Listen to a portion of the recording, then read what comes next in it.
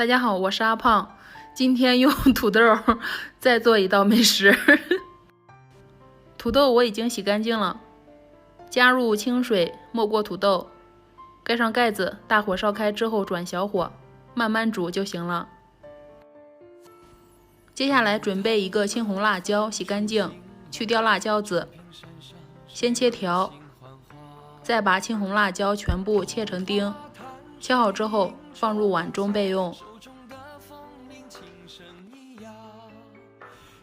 然后再准备一点香葱，切成葱花，切好之后先放入盘中。喜欢吃腊肠的可以切一根腊肠进来，这个菜不限定，只要是自己喜欢的就行。切好之后先放一边备用。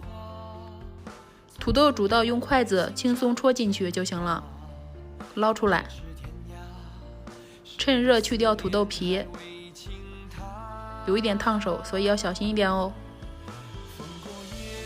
土豆扒完皮后，用擀面杖捣成土豆泥，趁热先加入1勺淀粉，搅拌均匀。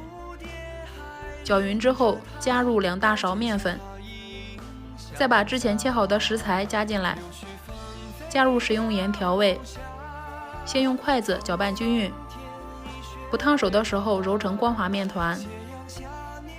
像这样能够抱成团，软硬适中的面团就行了。然后搓一个和鸡蛋大小差不多的小圆球，摁扁。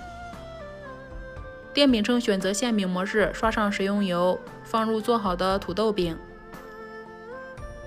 上面再刷上食用油，合上盖子，焖上2分钟。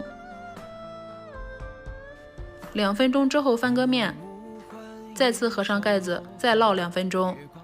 提醒一下，饼不要做得太厚，烙到2面金黄就可以出锅了。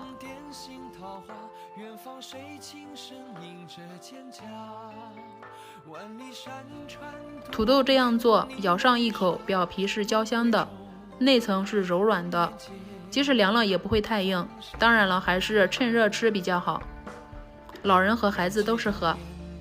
喜欢的话可以试试哦。喜欢我的视频就关注我吧，谢谢。